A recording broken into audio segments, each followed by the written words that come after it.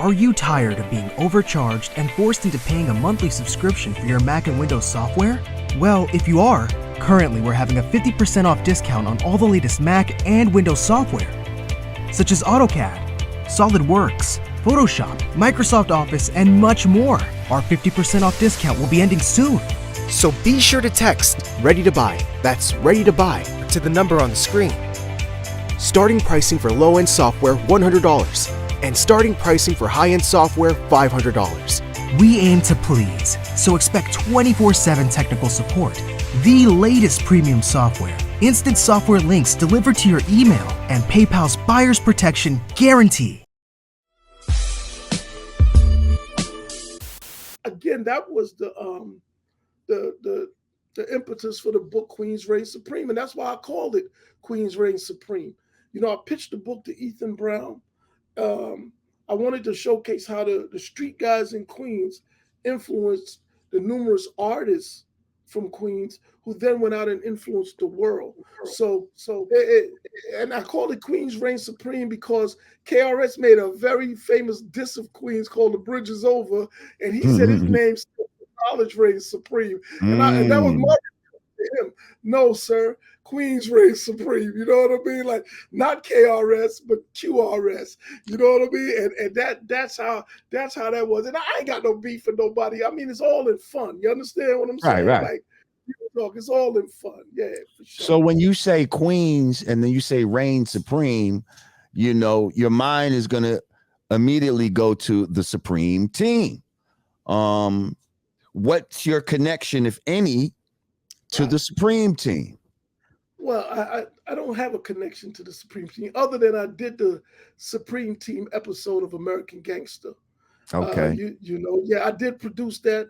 I gave Preem a good look. He was going on trial. Again, I'm from Hollis, right? Even though we're all Southeast Queens, Hollis is one of those neighborhoods that was always at war with every other hood. You know, it was like, so Hollis and Southside never really got along, which is odd because I got so many South Jamaica homies now. Like, you know, it's all good. It's all good. But, you know, we grow up. You know what I'm saying? Like, we don't stay kids.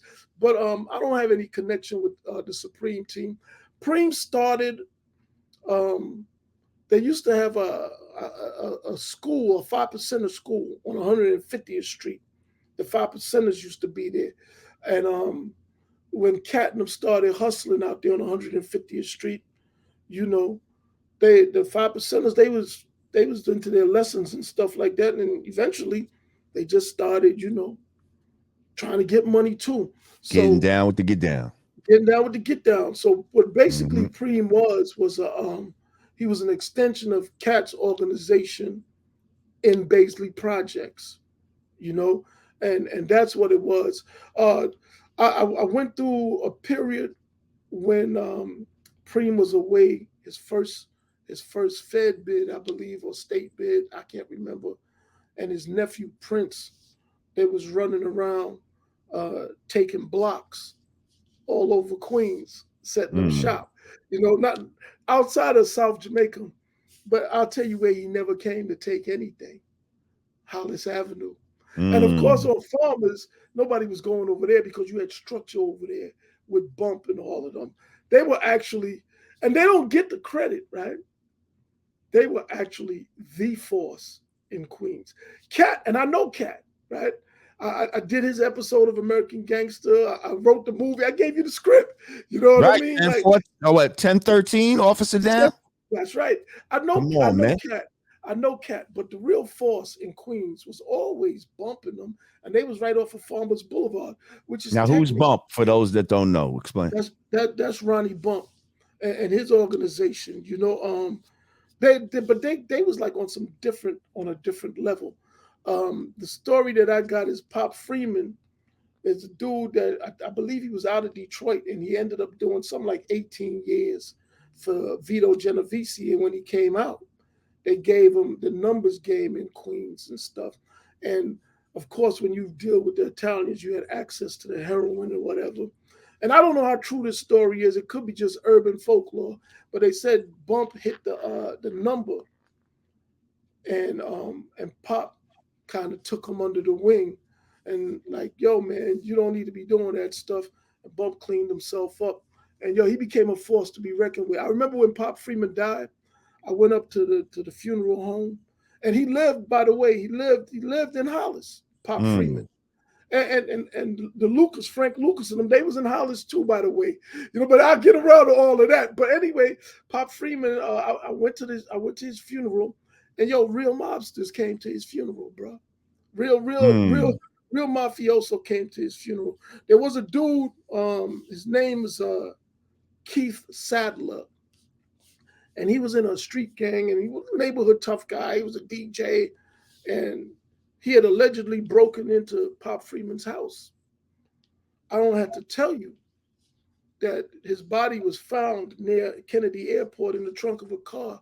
Someone had injected battery acid in his veins. There was a lot going on. See, there's levels to this, right? There's levels to this.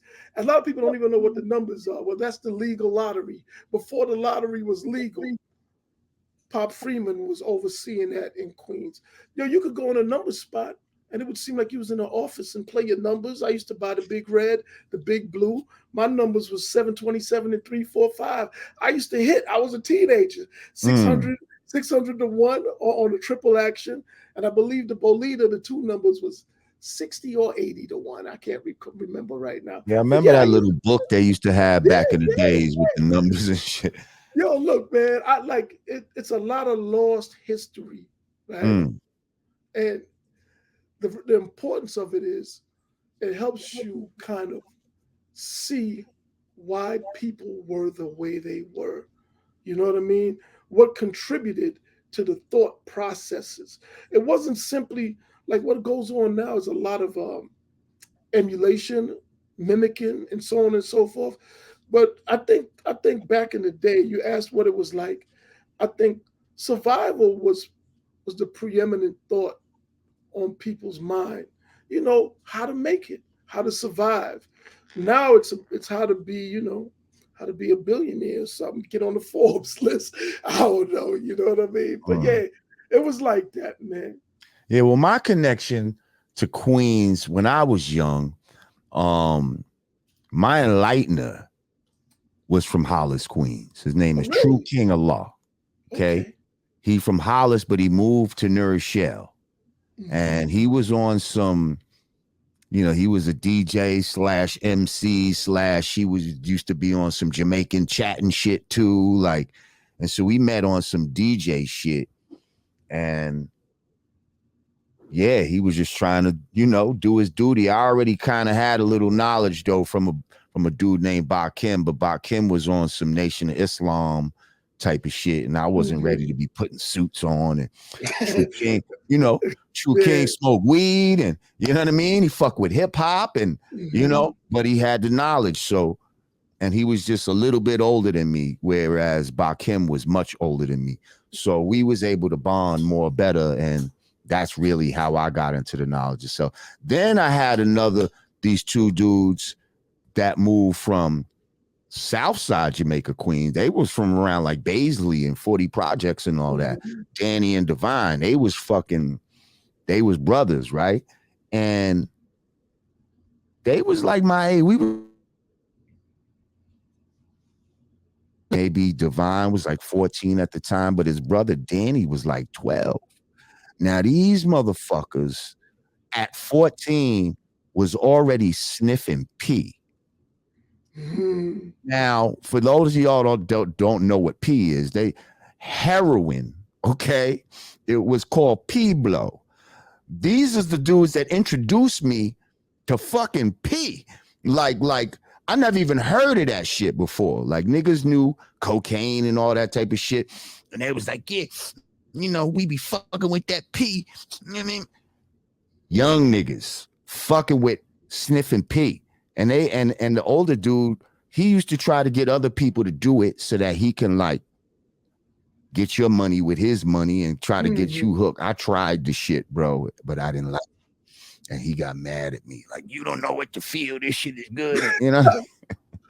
Look, I remember them just being some real street, young, wild ass dudes, bro. Like, and I was like, damn, Queens is on some shit. Look, man, a And yeah, dude I know, we did a dude I know. robberies and went out to Queens and to the Jamaica Ave to the pawn shop and then Oh hit wow, something and you know what I mean? Went and got what we was getting and man, remember getting stopped in a gypsy cab with like, we had mad cracks on us. look, We got mad look. cracks on us, but we didn't get caught. Like they was going after the cab driver himself, actually. It was crazy. Let me share some with you about that pedo, right? It became popular because a lot of dudes used to use it. It was To almost like fuck. the Viagra of his day. That's right. Exactly. Hit him with the dope dick. That's what they Hit used him to with say. the dope dick. And that's what he was. He was like, man, I'm telling you, you sniff this shit, boy, the bitch think you Superman, boy. You know what I mean? Like, and niggas, oh, word? Like, you know what I mean? Like you don't know. You just young. And then when it says blow at the end of it, you're thinking that it's like cocaine. You know what I mean? If they would have just spelt it out like, this is heroin, bro. Like, you'd have been like, wait a fucking minute. And you know what happened to a lot of dudes that did that? They started doing it to enhance their sexual performance. And then after a while, they didn't even care about the sex no more. Exactly. They just wanted to get high, man. Exactly. And what's so sad is the younger one, the one that was 12, he couldn't never get off it. And by the time he was like 18, he ended up committing suicide. Wow. There's a lot of that, man. And what's so ironic, not to cut you off, but what's so ironic, the older brother that turned him on to this shit, that nigga's like a vegan right now. Yeah, but he got to live with that on his conscience, though. Yeah. He got to live with that because his little brother followed him, Yeah. But it's crazy how he like try to clean up and like now he eat healthy and like, dude, you was fucking with dope at a young age. Put your baby brother on to dope and shit like that. Like some crazy shit. Rest in peace, my man Danny. And yeah, Divine, he's one of them dudes that just was in and out of jail all his life. Like he's one of the most streetest dudes. He was crazy, bro. He was like, wow. Yeah, I'm surprised he's still out here, but he is. So that was my connection to Queens. I always knew that Queens was ill. And yeah, they used to, you ever heard of a dude named God Math that used to rob banks? I did. Most of the 5% of dudes in Queens on my side came from South Jamaica. We didn't have too many of them in the Hollis. Hollis beefed with everybody, man. Look, beef with the 5%ers. They used to say, instead of saying peace God, they would say grease lord. You know what I mean? Like, they was wild with it in Hollis, man. You said grease lord? Yeah, grease lord. Instead of peace God, they would say grease lord. Oh, shit. Look, man, they hated everybody and everybody hated us, man. That's crazy. They were real ignorant, yeah. But just moving right along, man. Just yesterday there was some news on the Jam Master Jay front. You cut out. I ain't hear you. I said just yesterday there was some news on the Jam Master Jay front.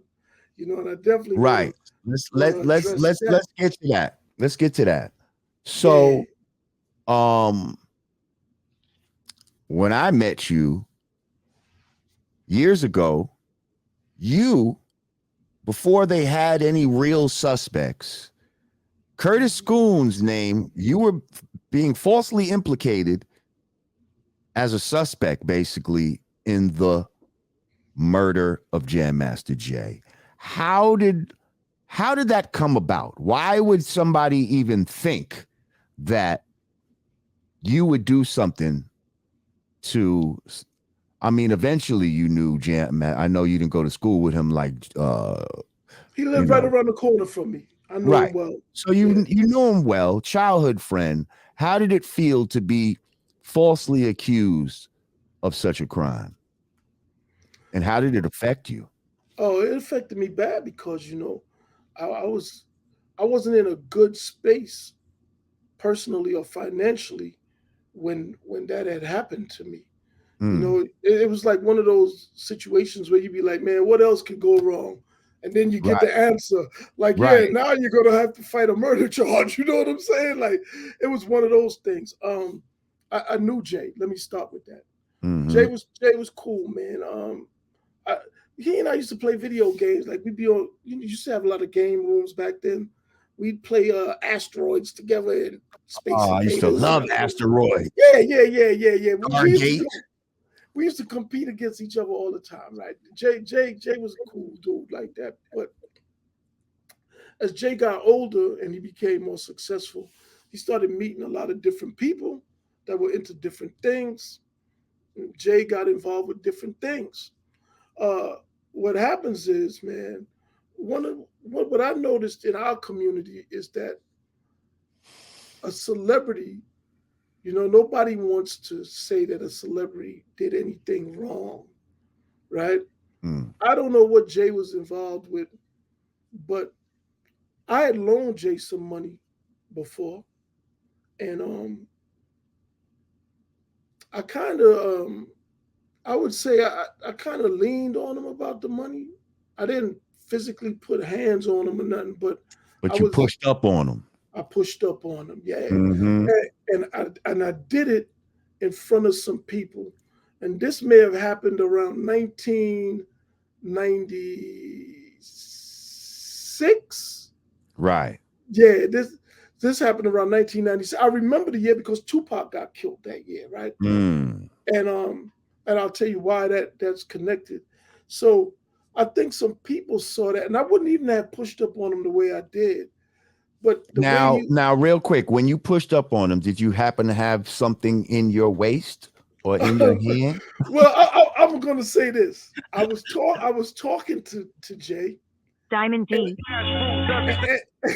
And an individual came and was standing nearby like, don't worry about it, Jay. I got your back.